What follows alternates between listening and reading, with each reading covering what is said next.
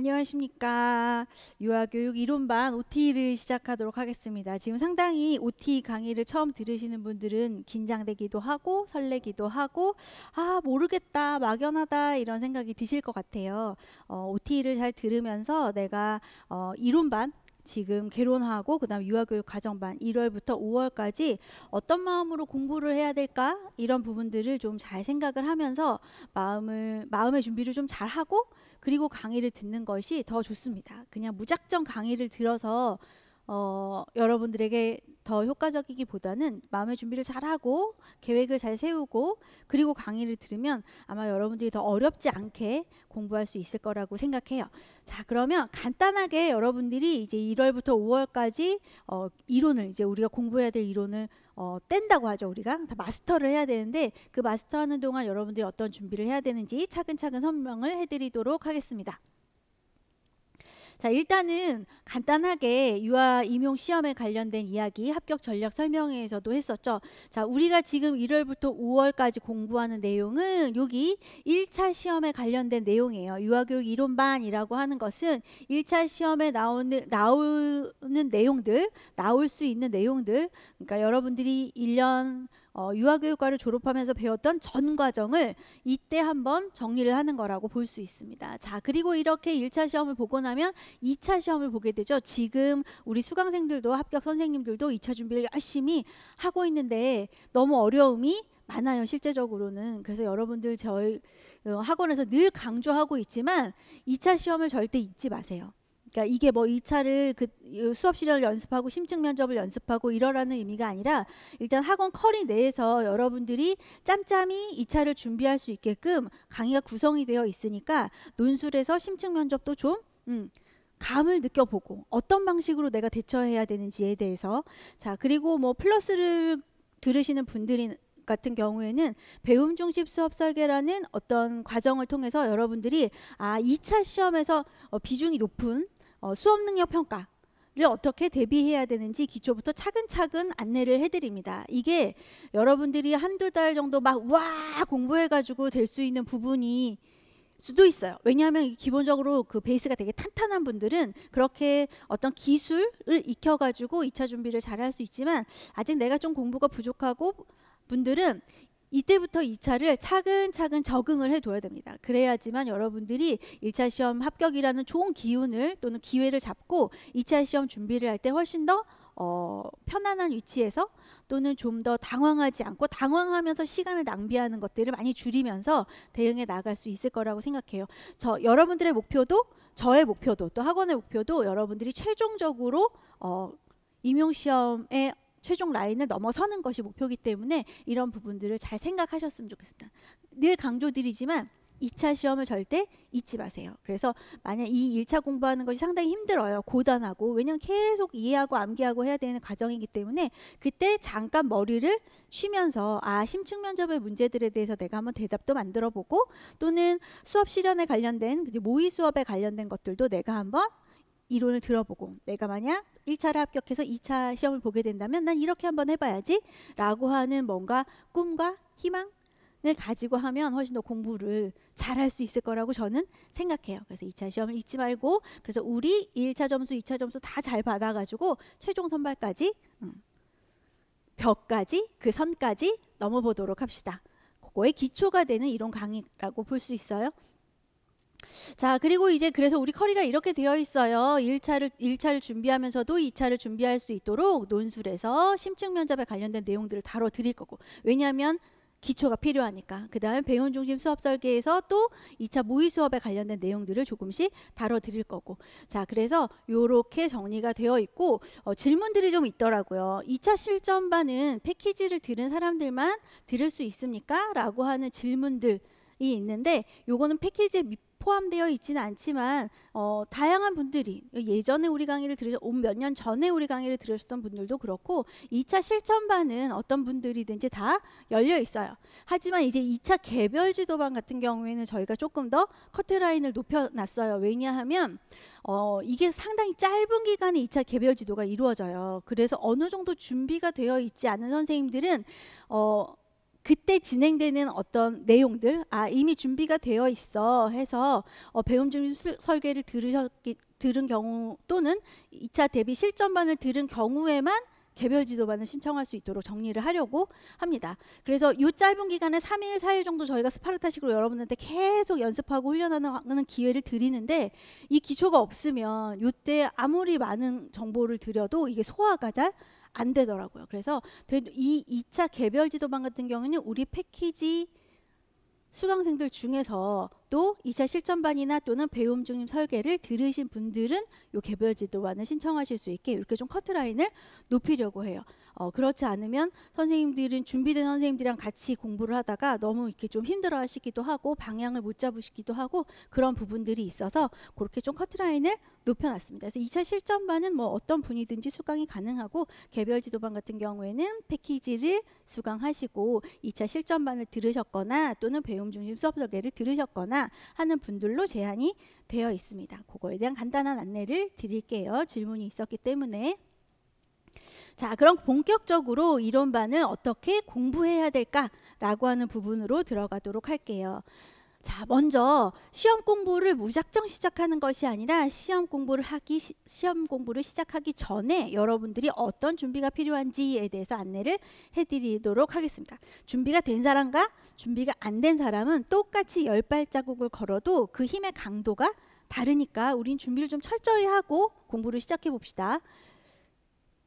자, 첫 번째로는 이제 교재 및 자료 준비입니다. 우리가 요번 개론 교재가 개정되는 교재가 조금 늦게 나와서 여러분들이 준비하는 시간이 좀 짧긴 한데, 어쨌든 여러분들 우리 수업에 필요한 자료들이 그 프린트물에 들어있죠. 그래서 개정되는 것과 개정되지 않는 교재들을 표시를 해 두었으니까 여러분들이 요거에 맞게 잘 준비를 하시면 좋을 것 같아요. 그래서 저 라이트를 들으시는 분들, 베이직을 들으시는 분들, 플러스를 들으시는 분들에게 어떤 교재가 필요한지에 대해서 설명을 해 두었습니다. 그래서 뭐 교재 다 사야 되나요? 어떤 교재 사야 되나요? 라고 질문하시는데, 이 표를 보고 내가 요 코스웍을 지금 따라갈 거니까 이런 교재들이 필요하겠구나 라고 생각하시면서 준비를 하면 될 것 같아요. 그리고 거기에 나와 있는 한눈에 쏙이라고 하는 이 교재 같은 경우에는 수업에는 사용되지 않아요. 하지만 여러분들이 단권화를 하거나 좀 요약해서 뭔가 한눈에 보고 싶어 라고 하는 요구가 있으신 분들, 나는 요 책을 활용해서 단권화를 한번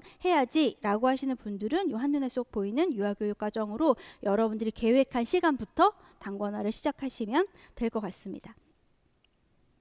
자, 그리고 연도별 기출문제집 같은 경우에는 영역별 기출문제집을 우리가 수업 시간에 사용해요. 근데 연도별 기출문제집은 내가 연도별로 한번 문제들을 다 경험해 보고 싶어. 2018년도 문제, 2019년도 문제, 이 순서대로 내가 한번 풀코스로 풀고 싶어. 자, 이런 분들이 활용하시면 되는 교재. 그다음 심층면접 아카데미도 여러분들이 수업의 참고 자료로 사용되는 교재니까 지금 표시된 부분, 여기까지 내가 이 패키지를 따라갈 때 꼭 필요한 교재구나 라고 이해를 하시면 되겠습니다. 자, 두 번째로 필요한 자료는 2019 개정 누리과정이에요. 이제 곧 누리과정이 또 개정이 될 예정이지만, 이 개정 누리과정 같은 경우에 여러분들이 흔히 이제 우리 임용시장에서 떠도는 회의실이라고 하는 해설서와 그 다음에 놀이 이해 자료와 놀이 실행 자료를 합쳐서 회의실이라고 해요. 그래서 이 자료들이 필요합니다. 왜냐하면 이게 교육과정 진행하는 중간중간에 교재 안에 이 내용들이 포함되어 있어요. 그래서 그렇게 해서 강의가 진행되고 있는데, 올해는 이것들을 한번 요약해서 여러분한테 자료를 드릴까 라고 한 생각도 가지고 있습니다. 그래서 이미 이 자료가 있어요 하시는 분들은 그 자료를 가지고 수업을 들으셔도 되고, 그 다음에 교재 안에 저희가 표시를 다 해놨으니까 그 교재 내에서 소화를 하셔도 되고, 나는 그냥 원문으로 다 보고 싶어요 하시는 분들은 이 자료들을 다운받으시면 돼요. 우리 학원 사이트나 아니면 카페에 자료들을 다 PDF로 올려놨기 때문에 그 자료를 그대로 다운받으시면 됩니다.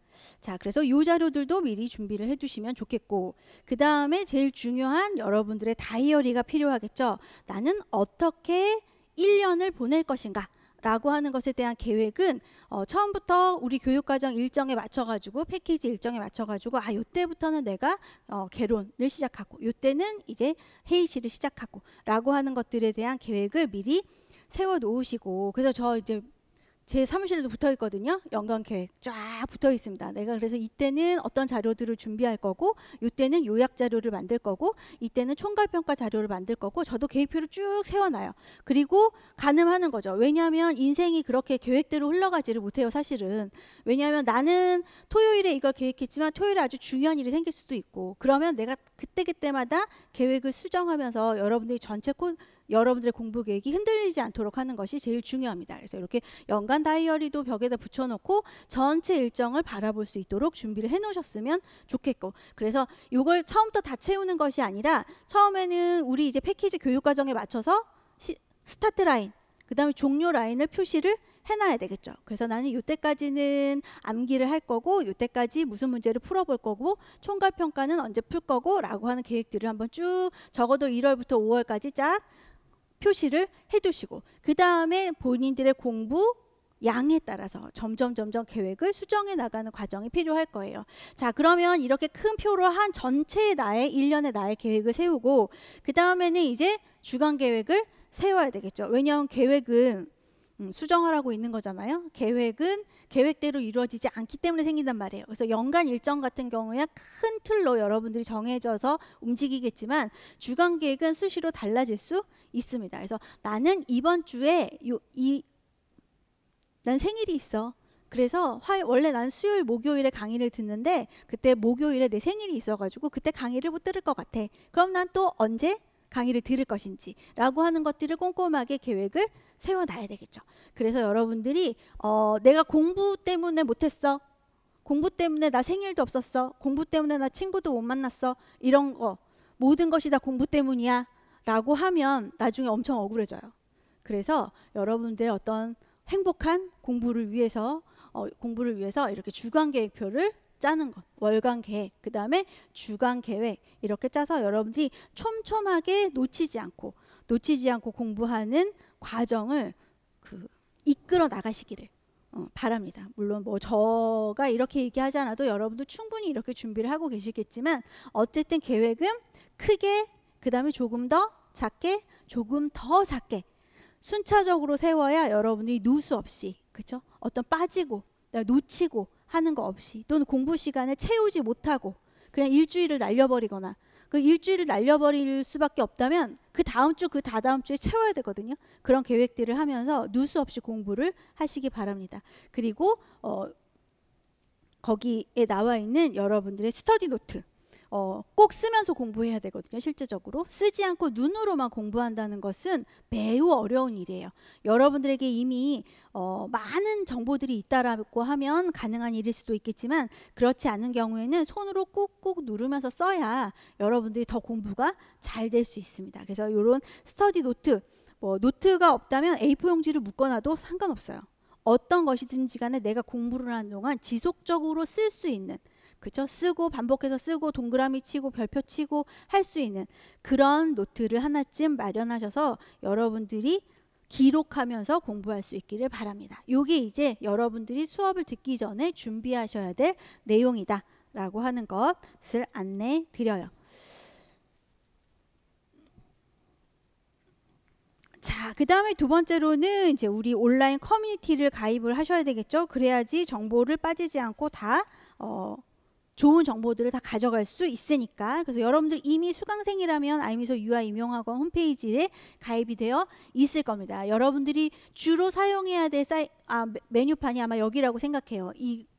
보면 여러분들 그 임용 가이드라고 하는 요 탭이 있단 말이에요. 메뉴가 있으면 여기가 아마 여러분들이 가장 많이 사용할 탭이라고 생각합니다. 그래서 여기 보면 임용 관련 사이트들, 우리 문제 출제하는 한국교육과정평가원, 그 다음에 이제 여러분들이 도교육청별로 시험을 지원해야 되기 때문에 각 교육청별 사이트로 들어가는 거 링크를 잘 걸어두었고, 시험이 공고되는 거, 그 다음에 지금까지 기출 문제들을 좀 풀어주는 그런 해설 강의가 들어있고, 유아 임용 자료실, 그 다음에 수업 정오표, 그 다음에 후기들, 우수 합격 수기, 교육계 소식 등 여러분들이 자주 들어가서 보면 좋은 그런 내용들이 들어있어요. 그래서 이런 사이트에서 내가 주로 사용할 곳이 여기구나 라고 하는 것을 보시고 자주 들어가 보세요. 여러분한테 유용한 자료들이 많이 있습니다.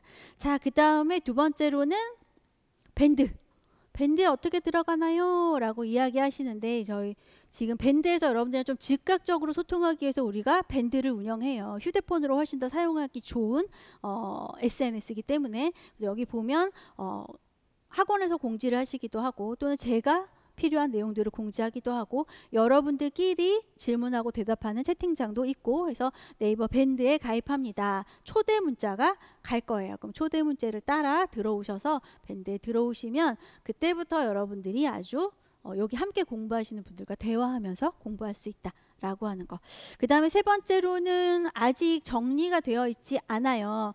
아직 잘 다 정리를 하지 못했는데 여기 논술미 2차 시험 카페가 있습니다. 저희가 과제를 좀 많이 낸단 말이에요. 과제하고 토의하고 이런 것들이 많아서 그 논술미 2차 시험에 관련된 카페가 따로 있습니다. 여기를 좀 재리뉴얼을 할 거예요. 리뉴얼 하면 여러분들이 들어와서 이렇게 지금 네이버 밴드 같은 경우는 패키지 수강생만을 대상으로 하고 있기 때문에 혹시라도 내가 소외되지 않을까라고 하는, 그래서 특히 논술이나 배움 중심 같은 경우에는 단과로 들으시는 분들이 많기 때문에 그런 분들이 소통하고 과제도 제출하고 할 수 있는 정보도 얻고 할 수 있는 카페가 하나 있습니다. 그래서 이 카페에도 가입을 하셔서 여러분들이 수강에 필요한 내용들을 가져가시고 또 공부하는 거 외로우니까 여러분들의 외로움도 털어놓으시고 서로 의지하면서 공부할 수 있도록 하면 좋을 것 같습니다. 그래서 이 부분은 제가 조금 더 정리가 된 다음에 다시 한번 안내를 해드리도록 하겠습니다. 그래서 일단 온라인 커뮤니티에도 모두 가입하셔서 우리 공동체 안으로, 학습 공동체 안으로 들어오시는 것. 이게 또 두 번째 여러분들이 수영 공부하기 전에 하실 일이고, 그 다음에 세 번째로는 학습 계획을 짜야 되겠죠. 학습 계획은 크게 공부를 위한 계획도 필요하지만 제일 중요한 거는 자기 관리를 위한 계획도 필요합니다. 그래서 자기 관리를 위한 계획 한번 보시면 이게 시험 공부가 아주 여러분과의 싸움이에요. 나 스스로와의 싸움이란 말이에요. 그래서 본인의 멘탈을 잘 관리하지 않으면 이 귀한 시간 여러분들이 얼마나 신중한 생각을 하고 강의를 듣기 시작했을 거예요. 그렇죠? 많은 고민을 하고 또는 내가 일을 그만두고 또는 내가 육아를 함에도 불구하고 여러 가지 조건들을 고려해서 어렵게 공부를 해야지 라고 선택을 했을 거예요. 근데 그 선택한 것도 큰 용기였겠지만 이걸 끝까지 공부 과정을 끌고 나가는 것도 여러분들에게 큰 에너지가 필요합니다. 그래서 지금 수강 신청을 딱 하고 강의를 열었을 때는 정말 열정이 뿜뿜이죠.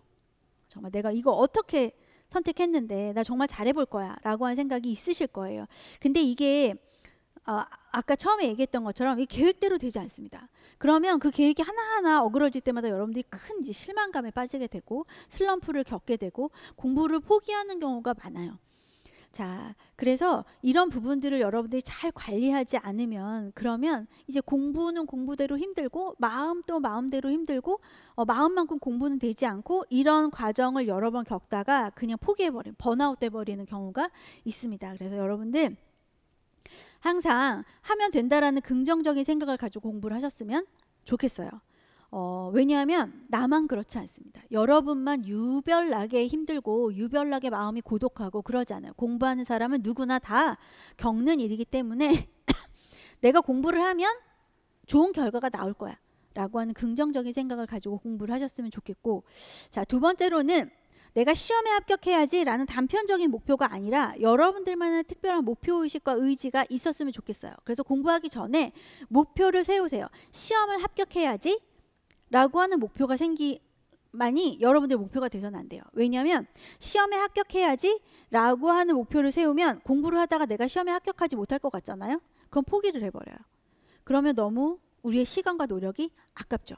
그래서 시험에 합격해야지라기보다는 나는 안정적인 직장을 구해야 되기 때문에 여기에 꼭 붙어야 되겠어. 나는 우리 아이를 키우고 있지만 이 아이가 크는 동안에 난 빨리 내 정체성을 찾고 싶어. 교사로서의 정체성을 찾고 싶어. 나는 교사로서의 권리를 충분히 누리고 싶어. 이게 결과적으로는 우리가 공립유치원 시험에 도전하는 의미잖아요.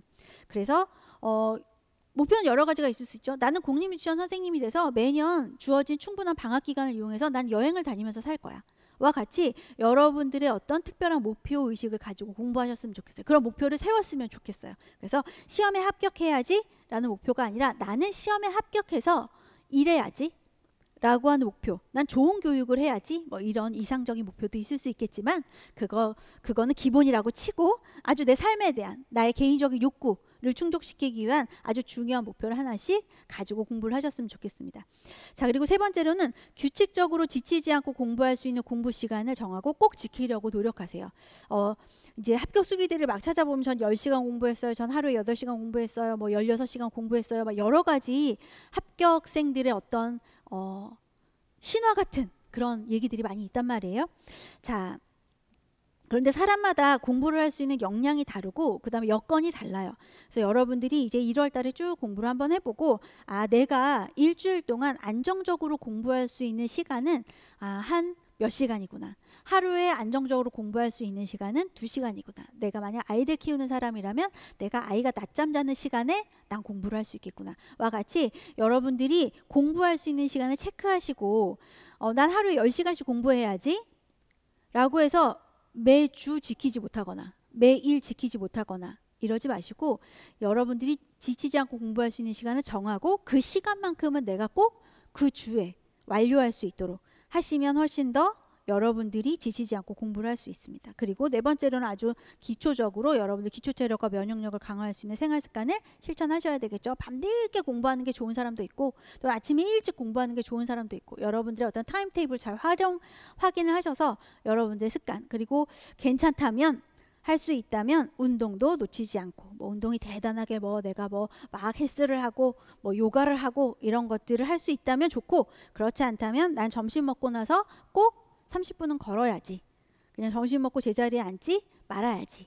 나는 매일 공부하기 전에 스트레칭을 해야지.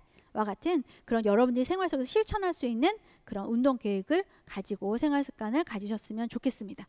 자, 누누이 말하지만 지금 여러분들이 만약 힘들다면 그때 여러분들만 힘든 거 아니다 라고 하는 거 꼭 기억하시고 여러분들의 멘탈과 체력을 잘 관리할 수 있는 방법들을 공부하기 전에 계획을 하셨으면 좋겠습니다.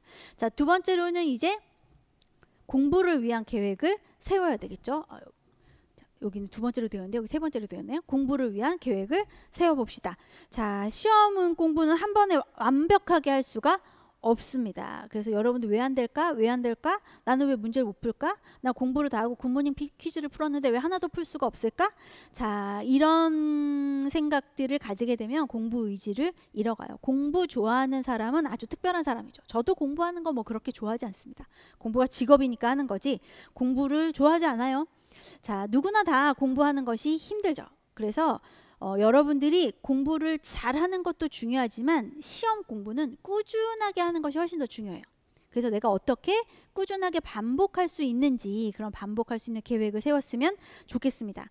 그래서 지금 여러분들이 이론반에서 스타트를 끊고 시험을 볼 때까지 최소한 전체 내용을 8번은 반복할 수 있도록 연간, 월간, 주간, 일간 계획을 세웠으면 좋겠어요. 8번이요? 너무 많지 않나요? 이렇게 생각하실 수도 있겠는데 일단 전체 커리를 따라가다 보면 자, 이론반 듣고 그 다음에 굿모닝 퀴즈 풀고 총괄평가 풀고 그 다음에 문제반 듣고 또 모의고사 치고 이렇게 되면 기본적으로 5번은 풀어요. 5번은 반복되는 거고 여러분들이 반복할 계획을 세워야 되는 건 3번. 그렇죠? 총 8회를 내가 계획을 했다면 여러분들은 한 3번 정도 이 커리에 없는 3번 정도를 반복할 수 있는 그런 계획을 세우면 됩니다. 저도 8번 반복하면 여러분들한테 아무리 지우려고 해도 지워지지 않는 기억들이 생길 수 있어요. 그래서 그 부분을 생각하시면서 공부 계획을 세우셨으면 좋겠고 두 번째는 강의를 듣는 것이 공부는 아니에요. 강의를 듣는 것도 공부예요. 하지만 진짜 공부는 강의를 듣고 나서 여러분들이 스스로 공부하는 시간 내가 강의 들었던 내용들을 회상해보고 다시 익히고 연습하고 훈련하고 반복하고 이게 어떻게 보면 진짜 공부예요. 왜냐하면 저는 여러분들에게 정보를 전달해요. 여러분들 정보를 전달받죠. 이게 강의예요. 그 다음에 진짜 공부는 내가 전달받은 그 정보를 내 것으로 만드는 게 공부란 말이에요. 그래서 여러분들이 강의만 들었어요 라고 하는 것은 어떻게 보면 정보만 일단 받았고 공부를 했다라고 볼 수는 없어요. 그래서 여러분들이 항상 강의 듣는 것이 내 공부 시간의 일부여야 합니다. 그래서 강의를 듣고 나서 내가 공부할 수 있는 시간을 반드시 정하셔야지 돼요. 그러지 않으면 공부는 했지만 효과가 적은, 효율이 적은 그런 공부가 될 수밖에 없습니다. 그래서 강의 시간 기본, 그 다음에 강의를 듣고 난 다음에 내가 어느 정도의 공부 시간을 확보할 수 있을 것인가를 항상 확인해서 공부 계획을 세웠으면 좋겠습니다. 그리고 하루에 내가 공부할 수 있는 시간과 시간대를 정하는 것도 매우 중요하죠. 저 같은 경우에는 아침에는 공부를 잘 못해요. 머릿속에 잘 들어오지 않습니다. 자, 그리고 적어도 한 3시 정도가 넘어야지, 그래야지 공부가 잘 돼요. 자, 이렇게 자기만의 학습 스타일이 있단 말이죠. 그래서 그런 학습 스타일을 생각하셔가지고 난 꼭 이제 합격 수기 쓰시는 분들 보면 오전 6시부터 일과가 시작되거든요. 자, 그래서 성공한 게 아니라 그 스케줄이 그 선생님한테 맞았기 때문에 성공한 거예요. 여러분들도 여러분들만의 공부 스케줄, 그 다음에 공부가 잘 되는 시간대, 이런 것들을 확인하고 공부 계획을 세웠으면 좋겠습니다.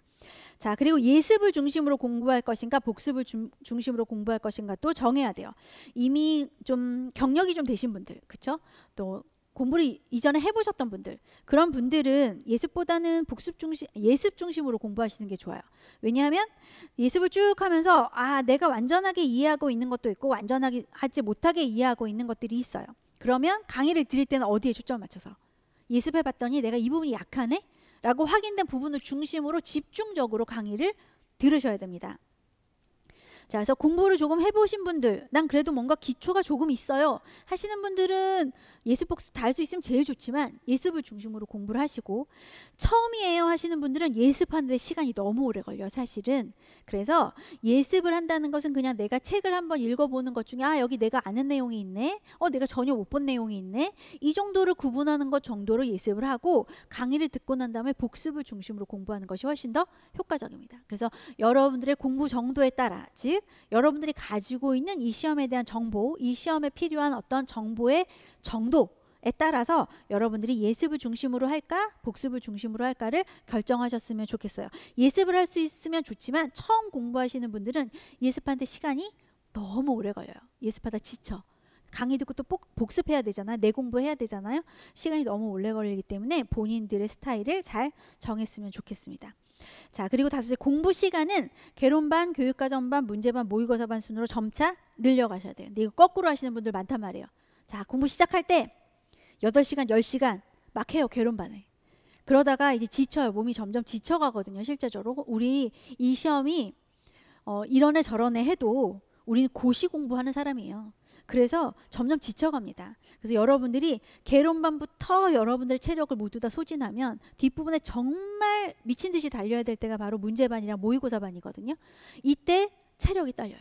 그리고 이 문제반에 들어가면 여름이거든요. 여름부터 체력이 떨어집니다. 그래서 여러분들 공부 시간을 점차 늘려가도록 짜셔야지 처음에 많이 공부하고 점차 뒤로 갈수록 공부 시간이 짧아져서는 절대로 안 돼요. 그 부분도 생각을 하셨으면 좋겠습니다. 자, 그래서 자료에 보면 여러분들 보세요. 이게 지금 아이문서 학원의 연간 계획이에요. 이런 반의 연간 계획입니다. 그럼 연간 계획에 따라서 여러분들이 어떤 방식으로 공부를 하면 좋을지를 조금 표시를 해두었어요. 그래서 꼭 강의가 지금 이론반이랑 기출문제풀이반으로 쭉 열릴 거란 말이에요. 이론반은. 그러면 개인적으로는 항상 여러분의 책에 또는 여러분들의 스터디 노트에 기출문제에서 2회 이상 출제된 내용들은 반드시 기록이 되어 있어야 됩니다. 그래야지만 여러분들이 좀 더 선택과 집중을 할 수 있어요. 모두 다 공부할 수 있으면 너무 좋죠. 사실은 모두 다 꼼꼼하게 공부할 수 있으면 제일 좋아요. 그런데 우리도 기억에 한계가 있고 시간에 한계가 있기 때문에 기출문제 2번 이상 나왔던 내용을 틀려서는 안 돼요. 그래야지 내가 승산이 있는 거예요. 그래서 최근 올해 문제가 워낙 서술형으로 많이 나왔고 창의적인 발문 중심으로 나왔기 때문에 기출문제가 필요 없는 거 아닌가? 라고 생각하실 수 있지만 전혀 그렇지 않습니다. 그래서 기출문제 이외에 된 내용들을 노트하면서 꼭 공부하셨으면 좋겠고, 자, 그 다음에 이제 개인적으로 2019 개정 누리과정 고시문이 있어요. 고시문은 실제적으로 몇 장 되지 않습니다. 처음부터 해설서, 실행자료, 이해자료를 읽으려고 하면 눈에 잘 안 들어와요, 사실은. 그래서 고시문을 중심으로 계속 눈익힘을 하시다가 이제 1, 2월에 공부가 어느 정도, 여러분들이 1, 2월 공부하면 기초적으로 유아교육 과정반에서 다뤄야 될 기초적인 이해를 바탕으로 하는 내용들은 모두 다 끝난 거예요. 그러면 그렇게 좀 지식을 갖춘 상태에서 3월부터 이제 3월 초에 해설서, 이해자료, 실행자료 강의를 할 거거든요. 그럼 그때부터 고시문을, 여러분들이 쭉 익혀왔던 고시문을 바탕으로 이제 해이실 공부를 시작하시면 됩니다. 그리고 공부 방법을 한번 보시면 이해 중심, 그렇죠? 이해 중심으로 공부를 하시는 게 좋아요. 자, 개론반부터 막 암기를 하려고 하다 보면은 여러분들 너무 지칠 수 있기 때문에 내용을 전체적으로 이해하는 내용으로 공부를 하시고, 자, 그 다음에 용어를 정리해 두셔야 돼요. 개론반 같은 경우에는 용어가 중요합니다. 용어 중심으로 출제가 많이 되기 때문에, 그래서 자주 출제되었던 내용들에 대한 용어 정리 저희가 좀 도와드리기도 할 거지만 여러분들도 더 필요하다고 생각하는 내용들에 대한 용어 정리를 하셔야 되고, 그 다음에 3, 4, 5월 유아교육과정반에 가면, 자, 이게 교육과정반 한다고 해서 개론을 버릴 수는 없거든요. 왜냐하면 계속 중첩적으로 여러분들이 암기를 해야 되기 때문에, 자, 이해 중심으로 1, 2월에 공부를 했다면 이제 3월에는 개론에서 용어 정리한 것들을 암기를 하세요. 그리고 각 교과별 3, 4, 5월에는 뭐 동작, 건강, 언어, 문학, 사회, 수학, 과학, 음악, 미술 이렇게 교과별로 내용이 정리가 된단 말이에요. 그러면 이제 또 각 교과별 내용을 이해하고 용어를 정리합니다.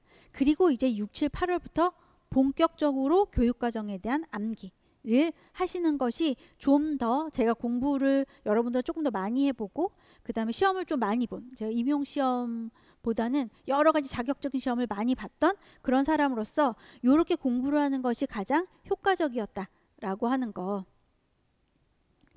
안내해 드립니다. 그래서 이렇게 공부를 하셨으면 좋겠고, 그 다음에 문제반부터는 다시 문제반에서 여러분들이 필요한 내용들을 정리하도록 하겠습니다. 자, 그리고 여러분들 스터디를 이제 지금부터 하시는 분들 계신데, 스터디는 여러분들 공부를 좀 하고 난 다음부터 시작하는 것을 권해드릴게요. 이미 이제 시험을 여러 번 보신 분들은 지금부터 스터디 하셔도, 필요한 스터디를 하셔도 상관없지만, 처음 공부하시는 분들은 처음부터 스터디를 하려고 하다 보면 충돌이 많이 나요. 서로 다 아는 것이 별로 없기 때문에 스터디하는데 시간도 오래 걸리고, 그래서 여러분들 개인 공부를 중심으로 하시고, 그 다음에 스터디는 처음 공부하시는 분들은 5월부터 시작하는 것을 권하겠습니다. 그리고 학습 계획은 1, 3월 중에 이제 개론 공부를 조금 하면서 여러분들 공부 스타일이나 공부량, 그 다음에 수행 역량, 네, 이 정도까지는 가능하구나 라고 하는 것들을 재구성해서 적어도 4월부터는 안정적인 스케줄, 매일 똑같이, 또는 매일의 규칙성을 내가 갖추기 어렵다면 매주 규칙적으로 공부 시간과 공부량을 결정해서 안정적인 스케줄을 확립하시기 바랍니다. 이렇게 해서 연간 계획에서는 개론에서는 이해 중심으로 공부하자. 그 다음에 유아교육 가정반에서는 개론 암기하고, 그 다음에 또 각 교과별, 여기 내용이 엄청 많아요. 그래서 이때 막 암기랑 같이 병행하려고 하면 되게 힘들 수도 있어요. 그래서 개론을 암기하시고, 그 다음에 교육과정반은 내용 이해에 충실하시고, 그 다음에 개론반과 마찬가지로 용어 정리를 하시고, 그 다음에 6, 7, 8월부터는 개론도 암기하고 교육과정도 암기하면서 문제 푸는 것에 초점을 맞추셨으면 좋겠어요. 자, 그리고 이제 공부 계획을 어떻게 세워야 될지 모르겠어요 라고 하는 분들 많이 계시죠. 자, 학원 사이트에 들어가면 합격 수기 게시판이 있어요. 거기 보면 유형별로 합격 수기가 아주 잘 정리가 되어 있습니다. 초수이신 분, 재수 이상이신 분, 육아하시는 분, 일 병행하시는 분, 유형별로 잘 되어 있으니까 그런 샘플을 한번 보시고, 여러분들이 나랑 제일 비슷하다, 나랑 제일 비슷한 케이스네 라고 하는 분들의 합격 수기를 살펴보고 여러분들의 공부 계획을 세우는 것이 좋을 것 같아요. 아주 큰 아웃라인은 위에 있는 표가 되겠지만, 아주 개별적인 공부 계획은 나랑 비슷한 처지에 놓여 있는 상황에 있는 합격자들의 수기를 읽으면서 살펴보시면, 본인만의 계획을 살펴보면 좋을 것 같습니다. 자, 그래서 여러분들만 힘든 거 아니고 합격 선배님은 여러분들의 롤모델이 될 수 있을 거예요. 그리고 중요한 건 공부 안 하는 날 없게. 내가 30분을 공부하더라도 매일매일 공부할 수 있도록. 그래서 합격 수기 읽어보면 규칙적으로 나오는 말들이 있어요. 꾸준하게 공부하자. 절대적으로 반복도 반복하자. 꾸준하게 공부하자 라고 하는 것이 주가 될 겁니다. 그 말이 절대적인 말이라고 생각하세요. 그래서 나는 하루도 공부하는 날이 없어. 내가 만약 오늘 공부를 하나도 못했어. 세상에 나에게 너무너무 바쁜 날이라 공부 하나도 못했어. 잠자기 전에 30분이라도 공부하고 주무세요. 그래야지만 여러분들이 조금 더 공부에 대한 감을 놓치지 않고 공부하실 수 있을 거예요. 자, 그 다음에 시험 공부하기 전에 여러분들 올해 시험을 보고 많이 느끼셨어요. 시험을 보신 분들은 아마 많이 느끼셨을 거예요. 이 문해력이 무지하게 중요하구나 라고 하는 거. 내가 지문을 어떤 방식으로 읽느냐, 그 다음에 똑같은 지문에 있는 말을 어떤 방식으로 쓰느냐에 따라서 전달이 되고 안 되는구나. 실례로 이번에 올해 작년에 치러졌던 논술 문제는 실제적으로 교수 신념을 제외하고는 모두 다 지문에 있었어요. 답에 대한 힌트가. 그런데 그럼에도 불구하고 논술 점수의 격차가 어마어마하게 많이 났습니다. 만점을 맞으신 분들도 많지만 뭐 마이너스 3점, 마이너스 5점, 마이너스 7점 이렇게 깎이신 분들이 막 생겨요. 자, 이 문해력이 너무너무 중요한 시험이 되었구나 라고 하는 것을 생각하시면서 책을 좀, 안 그래도 저희가 할 거잖아요. 독서 클럽 할 거잖아요. 그래서 그런 부분들도 있지만 저희 동영상 최근에 새로 나왔더라고요. 놀이의 기쁨 해서 제가 거기에다 지금 자료에 들어있는 이미 완벽한 아이 일부, 여기 2024년에 올라온 내용이던데 요것도 한번 심심할 새가 없어요 라고 하시면 이동하는 시간에, 또는 공부하기 너무너무 싫을 때, 그럴 때 요즘에 유튜브에 다 공개가 되어 있으니까 이미 완벽한 아이 딱 검색하시면 쫘라락 동영상이 떠요. 그래서 그 내용들을 짬짬이 보면서 2차 시험을 대비할 수도 있고, 그쵸? 그 다음에 논술 시험을 대비할 수도 있고, 자, 여러분들이 이 교육과정 운영 또는 교사의 교수 신념을 결정하는 데 필요한 동영상들을 짬짬이 쉬면서 보는 것. 그래서 이건 암기해야 될 내용은 아니니까, 솔직히 암기할 내용은 아니기 때문에 쉬면서 쉬엄쉬엄 교사의 신념을 쌓아간다 라고 생각하시면 좋겠고, 그 다음에 전공 및 교양도서 안내해 드릴게요. 전공 및 교양도서는 이번에 5권을 출전하려고 해요. 이걸 다 읽으세요 라고 하는 건 절대 아니에요. 절대 아니고 이 중에 한 권이라도 여러분이 친구처럼 옆에 두고 읽으셨으면 좋겠어요. 그래서 하나는 아이들은 한 명 한 명 빛나야 한다라고 하는 이런 신념이나 철학을 세울 수 있는 거, 그 다음에 노는 것부터 가르치는 이상한 나라라고 하는 것은 놀이 중심 교육과정에 대한 이해를, 그리고 다른 나라에서는 이걸 어떻게 실천하고 있는지 이런 것들, 좀 혁신적인 내용들을 다룰 수 있는 것. 그 다음에 몇 년 전에 되게 유행했죠. 문해력 유치원이라고 해서 요거는 동영상으로도 나와 있어요. 그래서 이 문해력 유치원이라고 하는 책이 있습니다. 그래서 아이들에게 문해력이 얼마나 중요한지, 우리에게도 너무너무 중요해진 문해력, 그 다음에 이 문해력을 어떻게 키워야 되는지 라고 하는 것에 대한 내용이니까 이것도 한번 선택해서 읽어보실 만하고, 교양도서로서는 나의 2번째 교과서라고 해서 남인의 다시 만난 국어, 요거 나태주 시인의 따님이시죠. 유퀴즈에도 나오셨고, 그래서 국어라고 하는 것이 어떤 성격을 가지고 있는지, 국어 공부는 어떻게 해야 되는지에 관련된 내용을 아주 쉽고 재미있게 펼치는 그런 책이에요. 그래서 이것도 여러분들이 한번 읽어보시면 좋겠고, 그 다음에 나를 바꾸는 심리학의 지혜 프레임은 어렵지 않은 책입니다. 어렵지 않은 책이고, 우리가 얼마나 프레임에 갇혀서 살고 있는지, 그 프레임을 어떻게 깰 수 있을지, 또는 어떻게 해야지 좋은 프레임을 만들 수 있을지, 이것도 역시 교육관이라든지 또는 일상을 살아가는 삶의 신념, 이런 것들을 정리해주는 책이라고 볼 수 있습니다. 그래서 이 책 중에 도서관에 가서 한 권 정도 장기 대여를 하셔가지고 여러분들이 좀 읽어보셔도 좋고, 또는 중고로 사셔도 좋고, 그래서 좀 옆에 놓고 친구처럼 심심할 때마다 한두 페이지씩 읽어보면서 여러분들의 철학들을 좀 만들어 가셨으면 좋겠습니다. 그리고 문해력에 관련된 책들이 많죠. 여러분들의 문해력을 키우는 데도 좀 도움이 되셨으면 좋겠어요. 자, 그 다음에 이제 요게 다 이제 시험 공부를 시작하기 전에 여러분들이 준비하셔야 될 내용을 정리해 드렸고, 어떻게 보면 시험 공부를 시작하기 전에 여러분들이 준비해야 되는 것들이 더 커요. 그래서 그냥 섣불리, 그냥 제 입장에서는 그냥 막 급하게 강의 클릭하지 마시고 여러분들이 좀 찬찬히 준비를 하신 다음에 그 다음에 강의를 클릭해도 늦지 않다라고 하는 제안을 드립니다. 자, 그리고 이제 시험 공부를 시작하면 우리는 어떻게 해야 될까?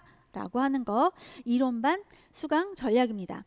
자, 일단 지금 제가 OT를 하고 있어요. 아마 수업을 할 때도 이 정도의 속도로 제가 수업을 진행할 거예요. 그러면 이 강의를 들으면서 듣기 편한 배속을 결정하세요. 1배속으로 들으면 제 말이 좀 느릴 수도 있어요. 제 귀에는 그렇게 들리더라고요. 제가 좀 느리더라고요.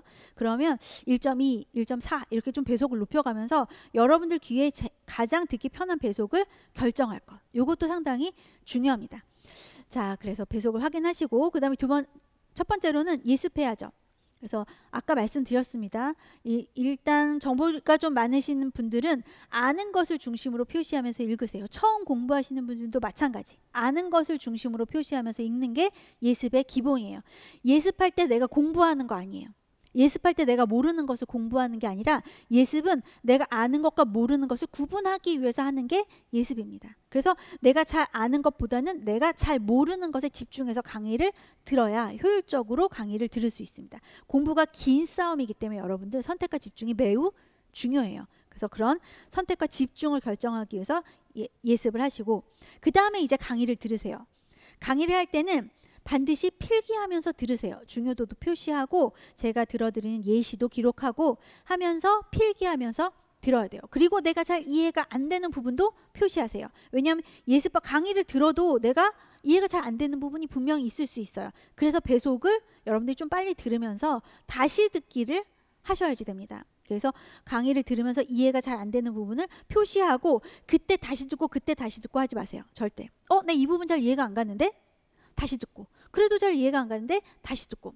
자, 요거보다는 일단 강의를 다 들어요. 완강을 하고 내가 표시해놨죠. 나 이거 잘 이해가 안 가는데 하는 부분을 표시해놨던 부분이 있습니다. 그 부분을 다시 찾아서 강의를 듣는 것이 훨씬 더 여러분들의 공부나 기억에 도움이 돼요. 왜냐하면 내가 모르는 부분을 계속 반복해서 듣다 보면 앞으로 나아가지를 못해요. 우리 공부해야 될 양이 솔찬히 많아요.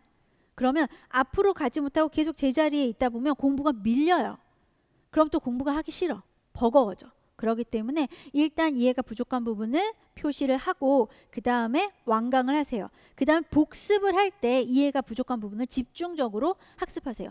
교재를 다시 읽을 수도 있고 교재를 읽으면서 찬찬히 내가 다시 생각해 볼 수도 있고 두 번째는 강의를 다시 들을 수 있습니다. 그 다음에 요즘에 또 챗 GPT 많잖아요. 검색을 해볼 수도 있어요. 자, 그런 과정을 통해서 집중적으로 학습을 하셔야 되겠죠. 그래도 궁금한 것이 생기면 질문하시면 됩니다. 그렇죠? 질문하시면 또 쭉 다른 분들이 함께 공부를 해주실 거고 저도 함께 공부를 해드릴 거고 그리고 질문하실 때 좀 충분히 학습을 하시고 난 다음에 질문하시면 훨씬 더 여러분들이 양질의 질문을 할 수 있고 그 다음에 대답하는 사람들도 양질의 대답을 해줄 수 있어요. 그래서 질문할 때도 교재도 한번 다시 읽고 그 다음에 강의도 한번 다시 듣고 그래도 나는 이 부분이 너무너무 아리까리한데? 라고 할 때 질문하셔야 우리도 좋은 대답을 해드릴 수가 있어요. 그래서 부분들을 학습하시고 그 다음에 복습을 할 때 각 과목을 수강하기 전에 관련 교재를 준비를 해둬야 되거든요. 그래서 같이 읽으면 좋아요. 예를 들어 내가 유아교육 사상 공부해야 돼요. 그러면 사상책을 도서관에서 대여해 와요. 그래서 강의 자료에 있는 것 외에 또 다른 교재에는 어떻게 설명이 되는지 다시 읽어보고 하는 보조자료로 여러분들이 관련 교재를 준비하는 것도 추천을 드립니다. 이건 필수적으로 해야 되는 건 아니지만 복습하는 과정에서 권해드리는 내용. 그 다음에 교재 내 수록된 기출문제를 풀어봐야죠. 공부를 하고 풀어보셔야 돼요. 공부를 하지 않고 풀면 내가 못 푸는 사람이 돼버려요. 그럼 또 재미없잖아요. 그러니까 공부를 다 한번 해보고 그 다음에 기출문제를 풀고 그 다음에 만약 복습하는 과정에서 교재에 있는 기출문제를 풀지 않는다면 반드시 기출문제를 풀고 강의를 들으세요. 그래서 기출문제는 처음에는 다 못 풀 수 있어요. 사실은 내가 쓸 수 있는 것도 있고 쓸 수 없는 것도 있어요. 특히 뭐 공부를 많이 하신 분들 같은 경우에 기출문제 이제 너무 눈에 익어가지고 그냥 답이 막 막 보여요. 이런 분들이 아니시라면 기출문제를 풀어보고 그 다음에 풀리는 문제는 두고요.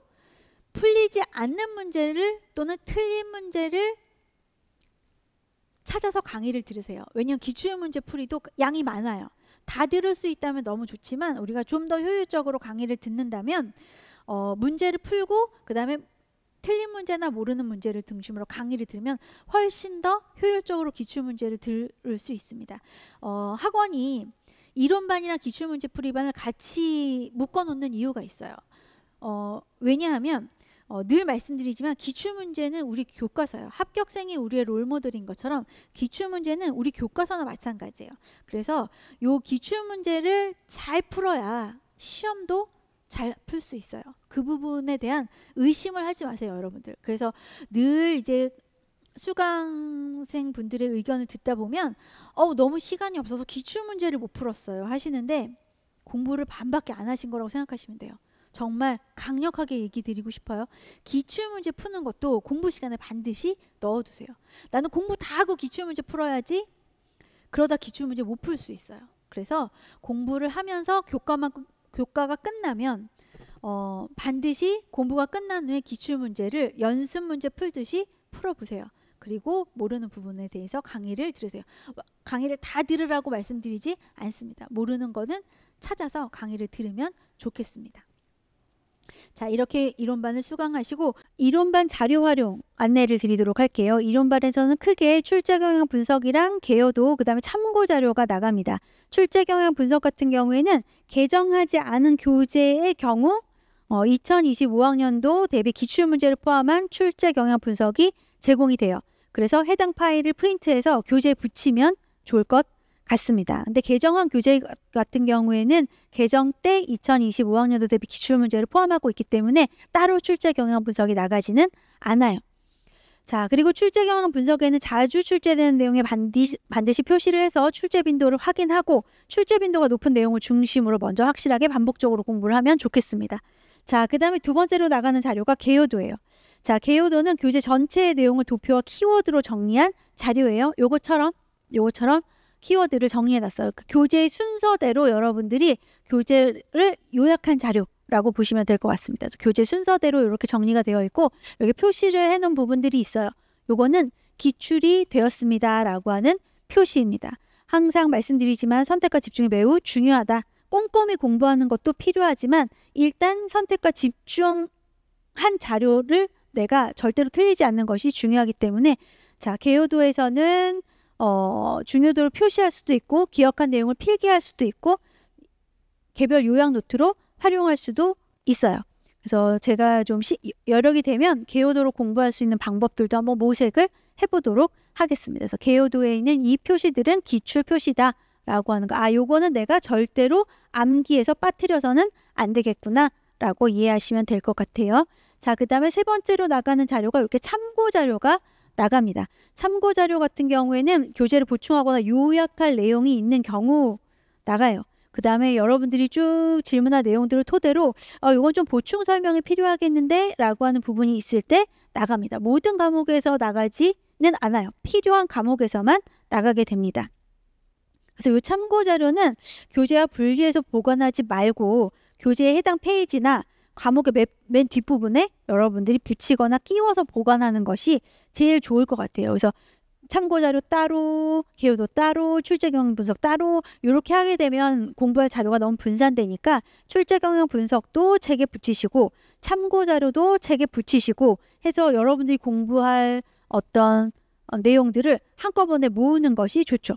가능하다면 개요도도 책에 붙여두면 더 좋겠죠. 또는 개요도를 내가 다른 방식으로 활용할 거야 하시는 분들은 다르게 활용하셔도 좋겠고요. 그래서 이론반 자료를 활용하시고 그 다음에 평가 자료 활용입니다. 자, 이번에 아이미수 학원에서는 기존에 쭉 해왔던 방식대로 굿모닝 퀴즈가 매일 하루에 두 문제에서 네 문제씩 지난주 학습 내용에 대한 퀴즈가 이렇게 업데이트가 됩니다. 그럼 요거에 대해서 여러분들이 내가 공부한 내용을 확인하는 걸로 활용을 하시면 좋겠어요. 자, 근데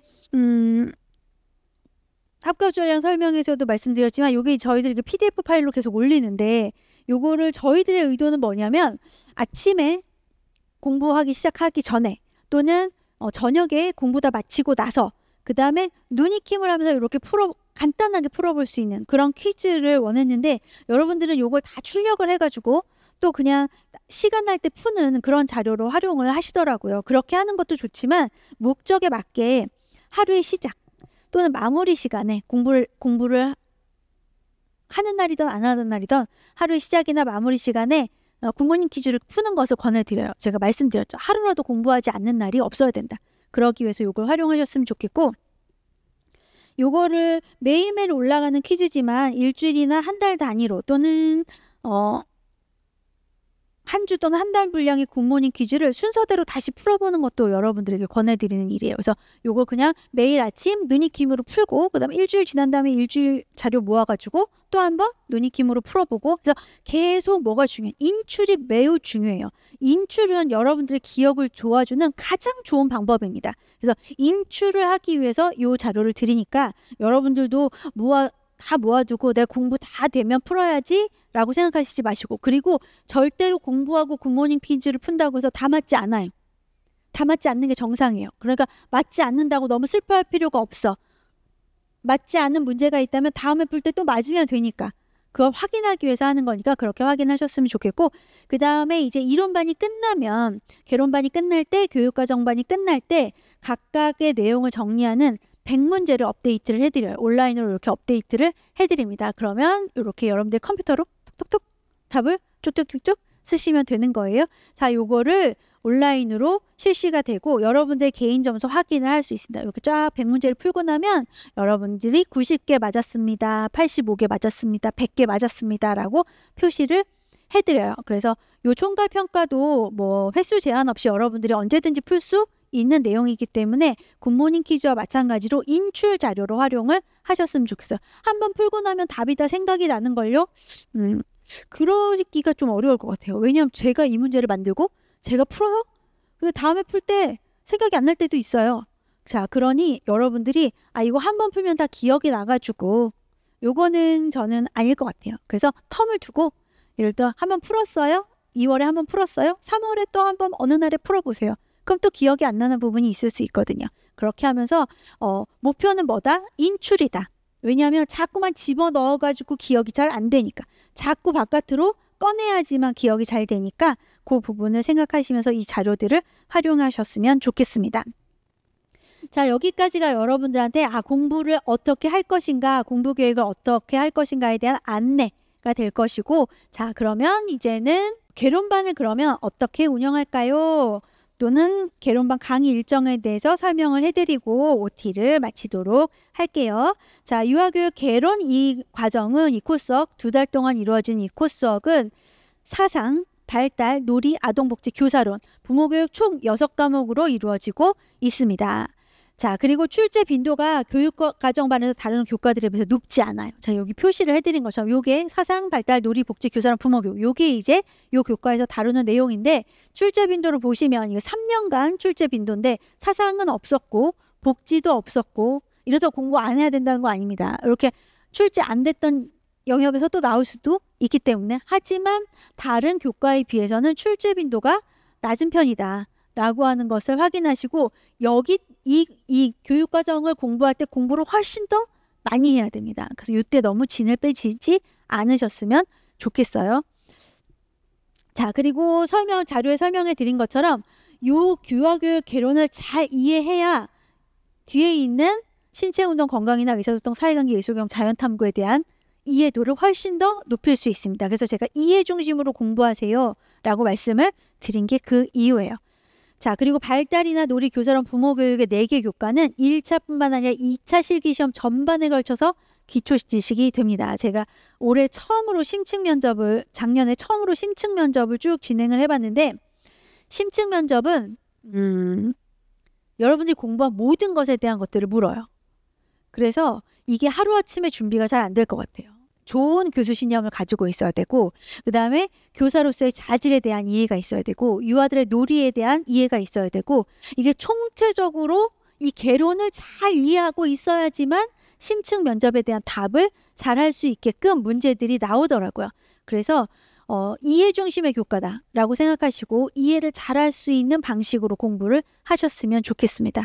그리고 사상과 복지는 평균 2, 3년에 1회 정도 출시가 되는데 이거는 용어 중심이에요. 뭘 설명하라 라기보다는 이거의 개념이 뭡니까? 라고 물어봅니다. 또 다음 문제에서는 어떻게 나올지 모르겠지만 지금까지는 그렇게 나왔고요. 자, 교사론이랑 부모교육은 논술 시험의 주요 소재가 되는 과목입니다. 논술뿐만 아니라 심층 면접 2차 수업 실현 다 마찬가지예요. 그래서 논술 시험의 주요 소재가 되기 때문에 논술 강의를 듣거나 공부를 시작하기 전에 한 번 정도는 다 내용을 숙지하는 것이 좋겠어요. 우리 학원의 커리큘럼에서의 기초반 같은 경우에는 여기에 대한 지식이 없어도 풀 수 있는 문제들로 구성을 해요. 왜냐하면 여러분들이 너무 좌절감 느끼면 안 되니까. 하지만 실전반에 가면 교사론이랑 부모교육에 대한 아이디어가 있어야 풀 수 있는 문제들로 구성이 되어 있어요. 그래서 적어도 교직 논술 실전반 들어가기 전에 교사론이랑 부모교육에 관련된 내용, 즉 이 개론에 관련된 내용들은 모두 다 이해가 되어 있어야 여러분들이 만족감을 느끼면서 성취감을 느끼면서 논술 과정을 따라올 수 있을 거예요. 그래서 이런 관점으로 내가 공부를 해야 되겠다라고 생각하시면 되겠습니다. 자, 그 다음에 강의 일정은 표에 나와 있는 대로 진행할 예정이에요. 변경될 수도 있지만 되도록이면 변경 없이 진행될 수 있도록 노력하겠습니다. 그래서 여기에 맞춰서 교재를 잘 보시면서 공부 분량을 잘 잡아가시면 좋을 것 같아요. 자, 이후 페이지에 이렇게 해서 유아교육 개론반 강의 계획서를 마쳤고 부럭처럼 마지막에 합격생들의 학습 계획표 중에 샘플을 넣어드렸어요. 그래서 연간 계획 또 주간 계획 그 다음에 일일 계획들에 대한 샘플을 넣어드렸으니까 요걸 잘 보시면서 요런 방식으로 수업 계획, 학습 계획을 세웠구나 라고 생각하시고 요거는 아주 기본적인 샘플에 관련된 거고 아까 말씀드렸던 것처럼 학원 홈페이지에 들어가서 합격 수기 중에 여러분들 케이스와 가장 유사한 것들을 찾아보시는 걸 권해드릴게요. 자, 중간중간에 합격생의 수기줄 중에 발췌를 해놨는데 모든 합격생의 수기에서 주요가 되는 두 가지 키워드가 있어요. 첫 번째가 반복하고 또 반복한다. 인출 계속 인출하라고 말씀드렸죠. 인출을 해야 된다. 반복적으로 인출해야 된다는 것과 두 번째로는 꾸준하게 해야 된다. 하루도 공부하지 않는 날이 없도록 꾸준하게 해야 된다는 것이 두 가지 키워드예요. 요거를 잊지 마세요. 공부하는 내내 잊지 말고 여러분들 중요한 방향성으로 삼기 바랍니다. 자, 합격생들의 학습 계획표 샘플로 드렸고 이제 여러분들의 스터디 플랜을 세울 시간이죠. 이 계획을 잘 세우고 단기간에 이 계획을 세운다기보다는 앞서 설명드렸던 것처럼 개론반을 쭉 들으면서 공부를 한번 해보면서 계속 수정하세요. 나는 아침에 공부하려고 했는데 아침에 공부가 잘 안 되네. 점심때 하는 게 더 잘 되네. 이런 것들을 파악하시면서 여러분들의 학습 플랜을 잘 세우시기 바랍니다. 자, 여러분들 지금 대단한 결의를 가지고 아마 강의를 시작하셨을 거예요. 기억하셔야 되는 것은 여러분들 지금 100m 달리기의 출발선에 서 있는 거 아니에요. 여러분들 상당히 긴 마라톤 코스를 달려야 돼요. 처음에 힘을 빼면 완주를 하지 못할 수가 있습니다. 그래서 300일간의 긴 레이스의 페이스는 여러분들이 결정을 해야 돼요. 내가 어떤 페이스로 달려야지만 잘 달릴 수 있는지. 제가 제안해 드리는 것은 처음부터 너무 빨리 많이 힘차게 달리면 뒤가 없을 수 있으니 천천히 꾸준하게 학습량을 점점 늘리면서 공부 시간도 뒤로 갈수록 더 많이 확보하면서 여러분들이 끝까지 지치지 않고 공부를 할 수 있도록 페이스를 정하세요 라고 하는 얘기를 꼭 드리고 싶고요. 자, 그 다음에 우리의 목표는 남보다 많이 공부하는 것이 아니에요. 많이 공부해서 붙을 수 있다면 저는 밤새서 매일매일 공부할 거예요. 그런데 많이 공부해서 붙는 것이 아닌 시험입니다. 또 많이 공부한다고 해서 많이 나에게 남을 수 있는 방식으로 공부했느냐. 제가 앞에서 강조했던 것처럼 계속 인출하면서 나에게 많이 남을 수 있는 방법으로 공부했느냐. 인출하지 않고 계속 책 읽고 그 다음에 강의 듣고 이렇게 하면서 정보를 얻는 데만 집중했느냐에 따라 내가 시간을 많이 쓴 것과 별개로 공부, 학습에 나에게 남는 학습의 양은 달라지는 거거든요. 그래서 강조합니다. 매일 공부하세요. 저희가 매일 공부할 수 있도록 굿모닝 퀴즈도 올려드리잖아요. 그래서 매일 공부하시고 또 하나, 공부하는 시간에 휴식하는 시간도 포함하세요. 휴식이 없으면 여러분들이 끝까지 달리기가 어렵습니다. 자, 또 하나 뭐예요? 매일 공부에 강의만 들어있는 거 아니에요. 내가 인출하고 학습해야 되는 시간이 반드시 내 공부 시간. 요게 제일 중요하죠. 내 공부 시간이 필요하다. 요걸 기반으로 여러분들이 학습 계획을 세우시기 바랍니다. 당부를 드려요. 자, 제일 중요한 건 여러분들이 공부하다 보면 나를 되게 탓하게 돼요. 나는 왜 못하지? 남들은 하루에 10시간씩 공부한다는데 왜 난 그렇게 못 견디지? 남들은 벌써부터 인출할 때 줄줄줄줄 써진다는데 나는 왜 안 써지지? 여러분들을 탓하는 시간이 많아집니다. 여러분들 탓하지 않으려면 여러분들이 놓치지 않고 공부를 하셔야 돼요. 그래서 행복하게 공부할 수 있는 어떤 행운이 10달간 선생님들하고 저한테 함께 할 수 있기를 바라면서 OT 내용을 마치도록 하겠습니다. 자, 일단 OT 들으면서 뭐 하세요? 배속 확인하셨는지 물어봅니다. 배속 확인하시고 그 다음에 합격수기 쭉 읽어보고 그 다음에 여러분들의 공부 스케줄을 대충 한 번은 스케줄 짤 수 없으니까 적어도 한 달에서 2달에 걸쳐서 여러분들 안정된 학습 스케줄을 짜야 되기 때문에 그런 대충의 여러분들 스케줄도 짜놓고 그 다음에 강의 시간에서 만나도록 하겠습니다. 자, 이상입니다.